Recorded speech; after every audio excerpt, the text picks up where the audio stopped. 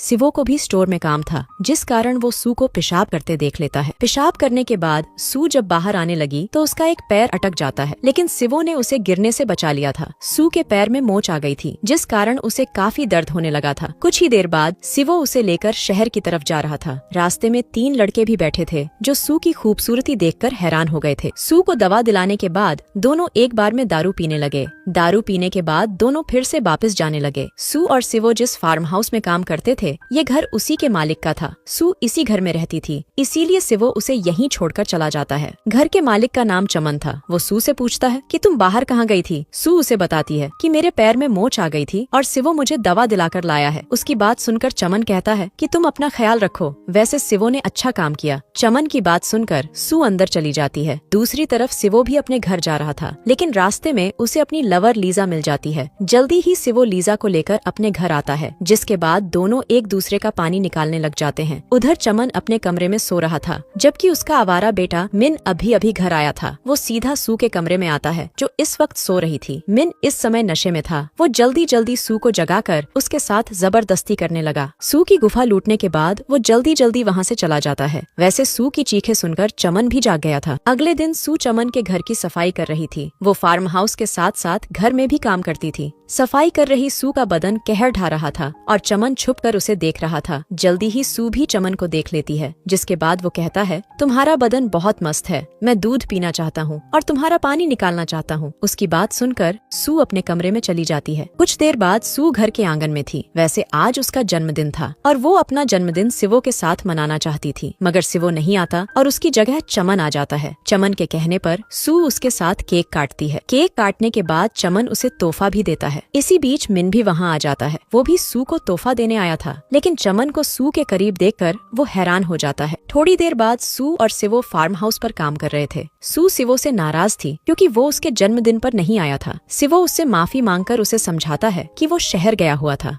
सिवो की बात सुनकर सू उसे माफ कर देती है। रात होते होते सू ने सारे काम निपटा दिए थे। वो चमन के पास आकर उसे बताती है कि सारे काम हो गए। उसकी बात सुनकर चमन कहता है, तुम्हारा एक काम रह गया और वो काम है दूध पिलाना। चमन की बात सुनकर सू कुछ नहीं बोलती। उसे मजबूरी में काम करना पड़ रहा था, इसलिए वो चमन को बर्दाश्त कर रही थी। उसे चुप देखकर चमन उसके करीब आता है और मौका देखकर किस करता है। इसके बाद जब वो दूसरी किस करने की कोशिश करने लगा तो सू वहाँ से चली जाती है। उधर सिवो अपनी लवर लीजा के साथ था। लीजा सिवो से कम ही प्यार करती थी। वो तो बस अपनी गर्मी शांत करने उसके पास आती थी। सिवो भी ये बात अच्छी तरह जानता था कि लीजा मतलबी लड़की है, इसलिए वो भी उसके साथ टाइम पास ही कर रहा था। दारू पीने के बाद दोनों एक दूसरे का पानी निकालने लग जाते हैं। दूसरी तरफ मिन फिर से घर में आ गया था और इस बार भी वो सीधा सू के कमरे में जाकर उसके साथ जबरदस्ती करने लगा था। उधर लीजा भी ठंडी होकर चली गई थी, जबकि मिन अभी भी लगा हुआ था। सिवो को फार्म हाउस में नजर मारनी थी, इसीलिए वो उसी तरफ जा रहा था। वो जैसे ही चमन के घर के पास से गुजरता है तो उसे सू की चीखें सुनाई देती हैं। वो जल्दी जल्दी सू के कमरे में आता है और उसे सू बिना कपड़ों के नजर आती है। सू की हालत देखकर वो समझ गया था कि उसके साथ जबरदस्ती हुई है। वो जैसे ही खिड़की से बाहर देखता है तो उसे मिन नजर आता है। सिवो को पता था कि साला हरामी मिन एक नंबर का नशेड़ी है और उसी ने सू के साथ गलत काम किया होगा। वो जल्दी जल्दी बाहर आकर मिन को पीटने लगा। उसे मिन पर बेहद गुस्सा था, क्योंकि उसने सू के साथ जबरदस्ती की थी। मिन खुद को बचाकर भागता है और सिवो सू के पास आ जाता है। सू उसे सब बताती है कि उसके साथ क्या हुआ। वो उसे ये भी बताती है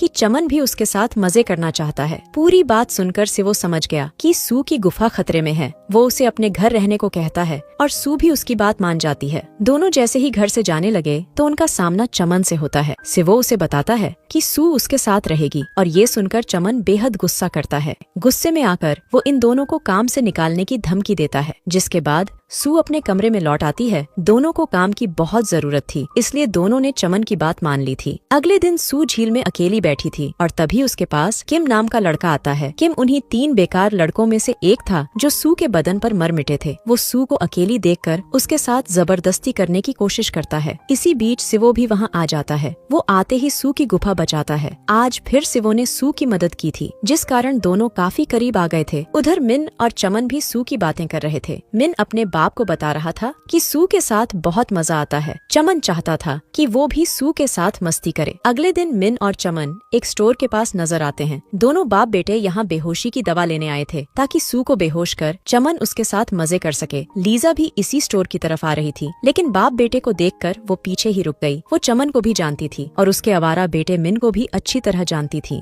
दोनों जिस तरह बातें कर रहे थे उन्हें सुनकर लीजा को उन पर शक हुआ। स्टोर से बेहोशी की दवा लेने के बाद दोनों बाप बेटे एक जगह पर बैठ जाते हैं। दोनों योजना बनाने लगे थे कि सू को कैसे बेहोश किया जाए और कैसे उसकी गुफा लूटी जाए। लीजा छुपकर दोनों की बातें सुन रही थी। वो दोनों की वीडियो भी बना रही थी ताकि उनकी योजना सिवो को बता सके। थोड़ी ही देर बाद लीजा ने जो वीडियो बनाई थी वही वीडियो सिवो सू को दिखाता है। इसी बीच चमन भी घर पहुंच जाता है और सिवो को सू के पास देखकर उसे फार्म हाउस में जाने को कहता है कि वो उसका पानी निकाल दे। सू हाथ जोड़कर उससे कहती है कि मैं ऐसा नहीं कर सकती। चमन उसे पैसों का लालच देता है, लेकिन बात नहीं बनती। तभी सिवो वहाँ आ जाता है। अब चमन और सिवो के बीच माहौल गर्म हो चुका था। चमन उम्र में बड़ा था और वो सिवो का मालिक भी था, इसलिए सिवो उस पर हाथ नहीं उठाता। वो अपने गुस्से पर काबू रखता है और सू को लेकर वहाँ से चला जाता है। कुछ ही देर बाद लीजा भी सिवो के पास फार्म हाउस में पहुँच गई थी। वो यहाँ अपनी गर्मी निकालने आई थी, लेकिन सिवो उसे साफ साफ बता देता है कि मैं सू से शादी करने वाला हूँ। सिवो की बात सुनकर लीजा वहाँ से चली जाती है। अगले दिन सू और सिवो ने चमन की नौकरी छोड़ दी। सिवो उसका वफादार था, इसलिए चमन उसके जाने से काफी उदास होता है। चमन को अपनी गलती का भी एहसास हो गया था कि वो सू के साथ गलत करने वाला था। वो दोनों से माफी मांगकर उन्हें कुछ पैसे भी देता है ताकि दोनों अपनी नई जिंदगी अच्छे से शुरू कर सकें। वो दोनों को रोकने की बिल्कुल भी कोशिश नहीं करता, क्योंकि वो नहीं चाहता था कि उसकी घटिया परछाई भी उन दोनों पर पड़े।